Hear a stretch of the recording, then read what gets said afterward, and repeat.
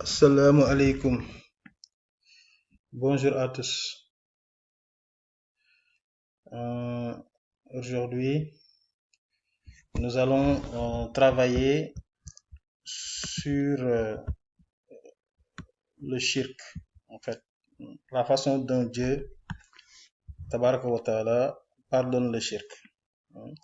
Nous avons l'impression, d'après un certain nombre de commentaires ou d'explications du Coran que nous entendons, nous avons l'impression quelquefois que Dieu ne pardonne pas le shirk. Ce n'est pas tout à fait ça, hein. Ce n'est pas tout à fait ça. Donc, nous avons effectivement, Inna Allah la yaghfiru ayyushraka bihi. Inna Allah la yaghfiru ayyushraka bihi. Dieu dit que, ici, que l'istighfar ne peut rien contre le shirk. Il ne dit pas, on ne pardonne pas le shirk. Il dit la yaghfiru, c'est-à-dire l'istighfar ne peut rien contre le shirk. C'est pas l'istighfar qui règle le shirk. Ailleurs, il nous dit, Inna Allah yaghfiru zunuba jami'an. Donc, tous les zunub, tous les péchés font l'objet d'un pardon à travers l'istighfar, mais à condition que ça soit des zunub. Les zunub, les péchés qui s'appellent zunub, peuvent être pardonnés à travers l'istighfar. Tous les péchés qui sont des zunub peuvent être réglés par l'istighfar. Mais le shirk n'est pas un zunub, ne fait pas partie des zunub, n'est pas un zanb. C'est un zulm azim. C'est ça qu'on veut dire et je vais vous expliquer ça dans le détail. Voilà. Nous allons retenir pour cela 3 types de péchés. Vous avez des catégories de péchés et les types de pardon qui sont associés à chaque catégorie de péchés. Vous avez les sayyat qui sont des péchés, vous avez les zunub qui sont des péchés et vous avez les shirk qui sont des péchés. Et chaque type de péché est associé à un pardon spécifique, qui lui est spécifique. Si nous prenons les sayyat, ce sont des tâches. Nous allons appeler les péchés les tâches. Ce sont de toutes petites tâches qu'on peut laver à grande eau et qui vont être réglées. Donc, je vous montre ça ici. Regardez. Rabbana innana samihna munadiyan yunadi lil imani anaminu bi rabbikum fa amana. Rabbana faghfir lana zunubana. Donc, le khafara, istighfar, c'est pour les zunub. Wa kaffir anna sayiatina. Donc, kaffir, c'est pas khafara.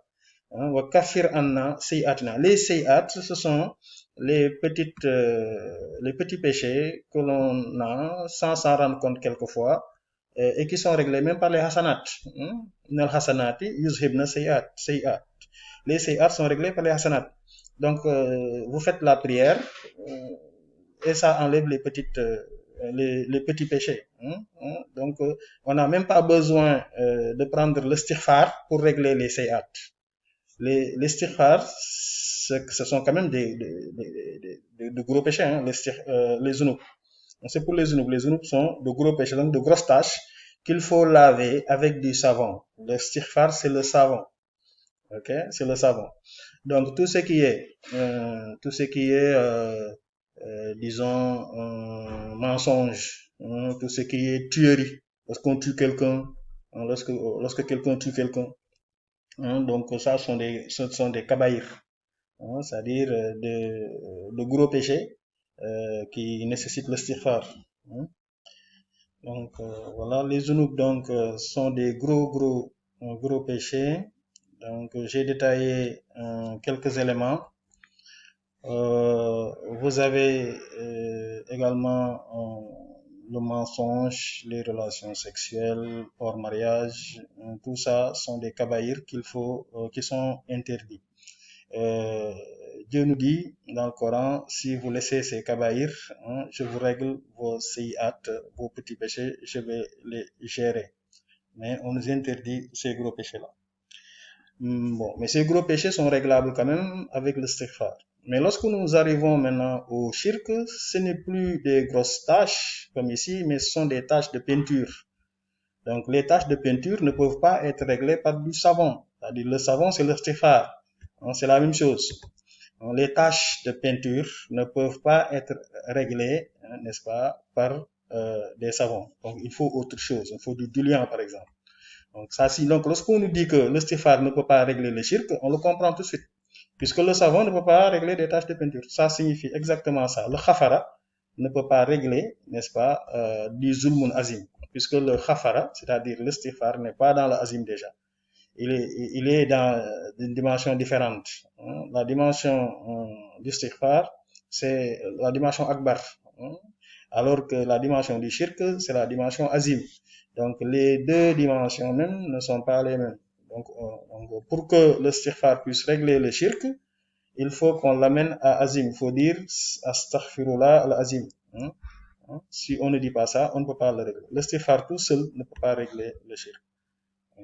Le zulm, tous les zulms quand même, c'est-à-dire le shirk c'est un zulm et tous les zulms peuvent faire l'objet d'un pardon, mais pas à travers l'istighfar. Il y a quelque chose qui lui est spécifique et qu'on va vous montrer.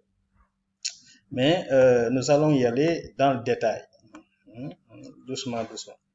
Je vous ai montré la différence entre les zunub et les sayyat, ça c'est réglé.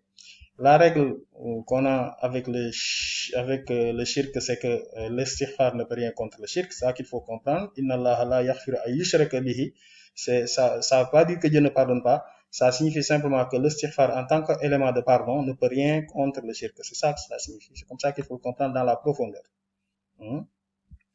Inna Allah yaghfiru zunuba jami'an. Donc ça signifie que tous les zunub, il faut vouloir faire l'objet d'un pardon avec l'istighfar. Donc il faut enlever le shirk dans les zunub. Le shirk n'est pas un zunub. Donc l'istighfar ne fonctionne pas sur le shirk. Donc les zunub et l'istighfar sont dans la dimension akbar. Donc c'est in tajtanibu kaba'ira ma tunhawna anhu nukaffir ankum sayi'atikum.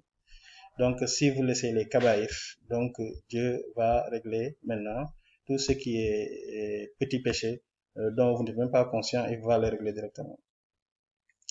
Maintenant, nous allons voir le statut du shirk par rapport maintenant au istighfar. Okay? Donc, inna shirka le zulmun azimun. Inna shirka le zulmun azimun. Donc, le shirk c'est déjà disons un péché azim, c'est-à-dire très très élevé, très très grand. Mais il est dans la dimension azim, c'est pas dans la dimension akbar. Tandis que les zunub sont des kabaïr. Alors qu'ici vous avez le zulmun azimun. Maintenant, est-ce que le zulm peut faire l'objet d'un pardon? Il est là. Le zulm peut effectivement faire l'objet d'un pardon puisque on nous dit wa inna rabbaka lazu maghfiratin linnasi ala zulmihim. Inna rabbaka lazu maghfiratin linnasi ala zulmihim. Inna rabbaka lazu maghfiratin. On n'a pas dit inna rabbaka la maghfiratin. Lazu maghfiratin linnasi ala zulmihim. Donc ça veut dire que le maghfira simplement ne suffit pas. Il faut lazu maghfiratin. Donc, c'est la raison pour laquelle si vous dites astaghfirullah al-azim, c'est-à-dire on prend l'astaghfirullah, on l'amène à la dimension azim, on règle le problème aussi. Mais je vais vous donner la solution que nous a proposé le Coran directement. Vous voyez que Bani Israël ici avait associé Dieu, n'est-ce pas, en adorant donc un veau. Summa affauna ankum min ba'di zalika.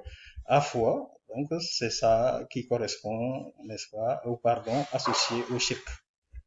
Affauna, faghfu anna. Donc c'est ça qui est l'élément de pardon associé au shirk. Summa affauna ankum min ba'di zalika la'allakum tashkurun.